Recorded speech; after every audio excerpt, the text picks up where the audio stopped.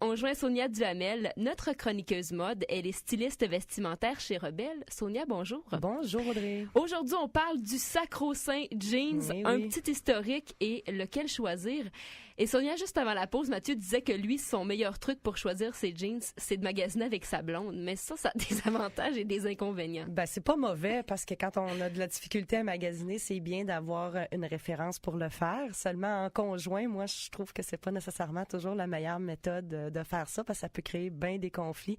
La blonde va essayer de passer ses goûts, ses affaires, ce qu'elle aime à son homme. Ça passera peut-être pas. L'homme voudra peut-être pas lui dire pour pas faire de peine, etc. Donc, moi, je suggère plus un ami ou une amie. Oui. Je pense que c'est préférable au conjoint pour aller magasiner. Un ami, deux gars qui magasinent ensemble, ça doit être assez rapide. Oh oui, tu fais bien, viens. Oui, oui, ça gagne pas trop avec la pox. Fait que, mais en tout cas, pour un jeans, c'est tel qu'est tel. On sait que le jeans a une popularité qui est vraiment sans égale. Écoute, c'est un vêtement qui est porté, qu'on achète. C'est le vêtement le plus vendu au monde, en fait. Alors, un petit coup d'histoire par rapport aux jeans. Toute l'histoire de ce vêtement-là débute à Nîmes, en France, au niveau du 16e siècle. C'est là qu'était fabriquée à l'époque la toile de Nîmes. Donc, c'est une toile très robuste qui était bleue à l'époque, d'où c'est pour ça qu'on appelle maintenant le denain versus pour la contraction phonétique de ce nom-là. Mm-hmm. Donc, c'est un Allemand en 1853 qui s'appelle Lévi Strauss qui est arrivé dans l'Ouest américain avec une toile pour faire de la tente, donc une toile très robuste qui était brune. À la base, c'était vraiment pour faire des tentes. Et puis, il s'est mis à faire des vêtements solides pour les travailleurs. 7 ans plus tard, il n'y avait plus de toile brune.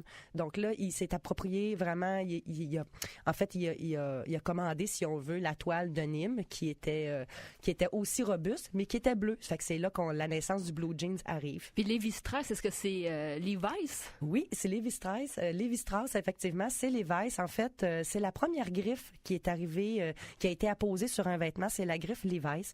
C'est les surpiqûres oranges, les deux arcs orangés, là, il y en a qui pensaient que c'était les rocheuses ou je sais pas quoi, qui étaient assortis avec les rivets cloutés qu'il y avait au niveau des poches parce que les travailleurs, les mineurs, mettaient leurs pépites d'or dans leurs poches et puis ça défonçait. Donc là, il y a eu des rivets qui ont été apposés et les surpiqûres oranges. Fait que c'est vraiment la première griffe qui est arrivée au niveau des vêtements. Par contre, le jeans est arrivé dans les garde-robes féminines, je dirais, entre la Première et la Deuxième Guerre mondiale. Ça a pris un petit peu de temps avant que les femmes commencent à porter le jeans. Et puis, dans les années 1940, le jeans est vraiment devenu international. Donc, et puis, c'est vraiment juste à la fin des années 40, parce que c'était vraiment la toile bleue, la toile de Nîmes. Et à la fin des années 40 est apparu le premier jeans noir qu'on l'avait teindu. Alors, les années 60-70, on le sait, la vague hippie, c'est la tenue de toute une génération. C'était un signe de contestation, de liberté, d'indépendance. On a vu des vraies œuvres d'art. C'était brodé, c'était peint, c'était décoré. Ils ont fait plein de choses avec ça.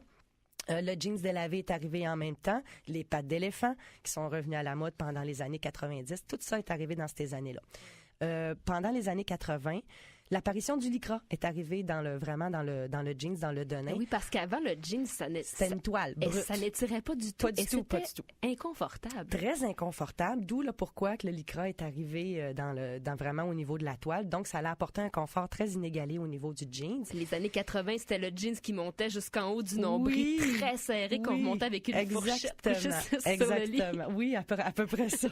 Exactement. Et c'est aussi dans les années 80 que c'est là qu'on a commencé à avoir dans les défilés des hauts couturiers, vraiment le jeans qui a commencé à se présenter là. Quelques cues par rapport aux jeans. On sait que c'est le vêtement le plus vendu au monde. Le premier jeans Levi's qui était vendu dans les mines en Californie était vendu au coût de 1,46 $. À cet esprit-là. Et le 501, notre fameux 501 qu'on connaît bien, il doit son nom seulement au numéro de référence qu'il y avait sur le lot de tissu dans lequel il était fait. C'est vraiment juste pour ça qu'il s'appelle le 501. Fait que on sait que c'est le vêtement qui est le plus facile à porter, mais c'est le plus difficile à choisir. Ce qu'on veut à la base, on le dira pas tout le monde qui le dit là, mais on veut que ça fasse des belles fesses. Absolument. C'est ça qu'on veut d'un jeans. Alors pour les coupes qui nous convient, quand on est une plus petite personne de grandeur, que notre objectif, c'est de paraître plus grand ou plus grande. Alors, on va choisir un jeans dont les jambes sont droites. On va préférer des modèles ajustés, donc la coupe classique, aux modèles larges qui sont vraiment les coupes décontractées. Là, avec les coupes fuseaux qui sont à la mode actuellement, ça fait pas tout le monde. Non, mais pour les petites personnes? Quand on est petit, on va essayer d'avoir vraiment quelque chose fuseau ou cigarette. Oui, ça peut vraiment allonger au niveau de la silhouette. Effectivement, c'est un bon point. Faut faire attention quand on est plus petit à ne pas couper justement la silhouette, c'est-à-dire avec un modèle avec des revers dans le bas ou mettre une ceinture très contrastante, là, ça marche pas du tout. Bon choix estival, le Capri en jeans, ça c'est un très bon choix. Si notre intention c'est d'amincir notre silhouette, alors, à ce moment-là, on va miser sur le donné foncé, vraiment de couleur très, très foncée. On va privilégier un modèle à jambe droite qui va être légèrement évasé sur le bas.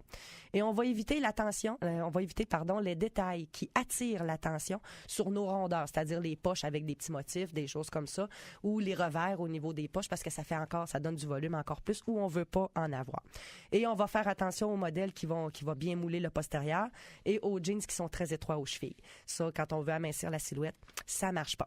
Pour équilibrer la ligne, alors quand on a les jambes plus longues que le tronc, on va privilégier les jeans à taille basse. Si on a les hanches très marquées, on va y aller avec des jeans à taille un petit peu plus haute, pas celles qui montent vraiment jusqu'au nombril, mais vraiment un petit peu plus haute que la taille basse.